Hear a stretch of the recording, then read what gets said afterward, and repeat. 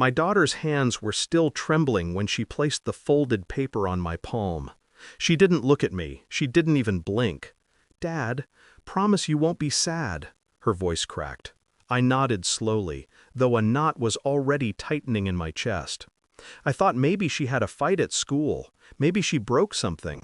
Maybe she saw something she shouldn't have. I was wrong. "She said to give this to you," she whispered, and not to tell Mommy." She didn't say who she was, but the way my daughter clutched her backpack, I knew this wasn't a child's fear. It was borrowed fear. Fear learned from an adult who had seen something she shouldn't have.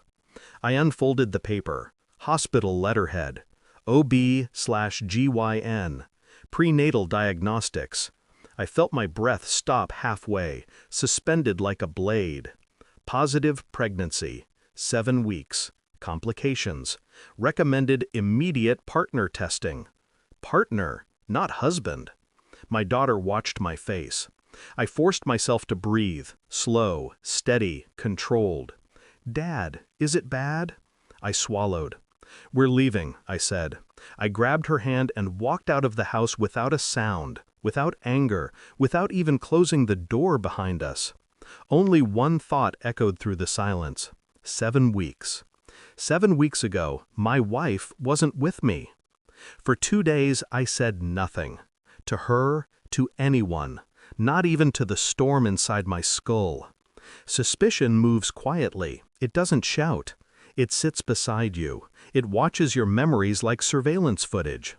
Replay, pause, zoom in. 7 weeks. Where was she? A conference trip, 2 nights, all women from the office.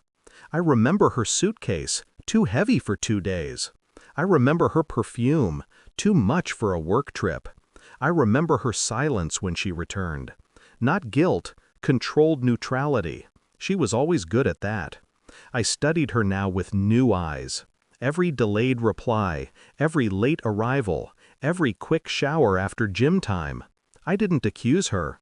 Accusation is emotional. Truth is clinical. I visited the hospital myself, asked questions calmly, confirmed dates, confirmed details. Her doctor looked at me with subtle confusion. "You're the partner?" I didn't answer. I didn't need to. The report said it all. Blood type incompatibility, which meant the child's father wasn't me. I left the hospital with a clarity that felt almost cold enough to be peace. The final confirmation came 3 days later, an envelope from the hospital, addressed to me only because I asked for it directly. DNA markers, conflict results. Estimated paternity probability, 0.0%. No doubt, no error, no escape. I waited until dinner. My daughter sat at the table drawing, humming softly. My wife moved around the kitchen like nothing in her world had shifted. She didn't see my hands. She didn't see the envelope.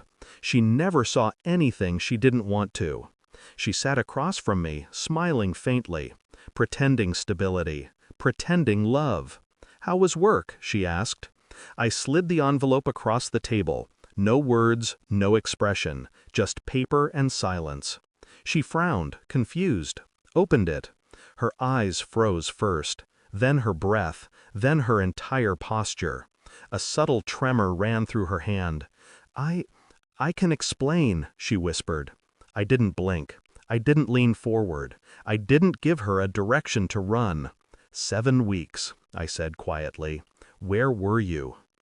Tears filled her eyes instantly, the kind of tears people perform when they need forgiveness more than honesty.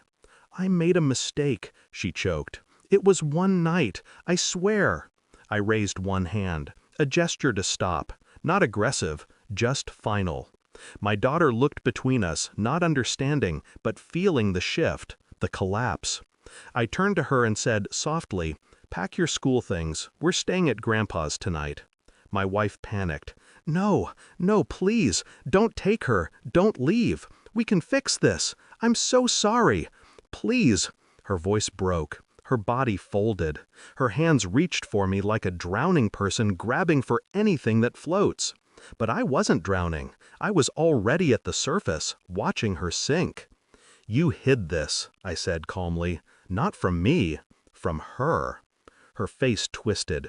She doesn't know anything. She knows enough. I stood. Her knees buckled as she followed me to the door. Please, she pleaded, voice shredded. Don't do this. Don't walk away. I paused only once, not to comfort her, not to reconsider, just to look at her the way you look at something broken for the last time.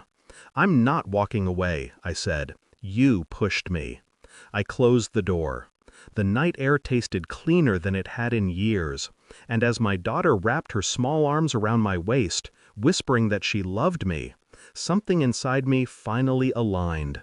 Not healed, not softened, just clear. Some truths don't destroy you, they free you.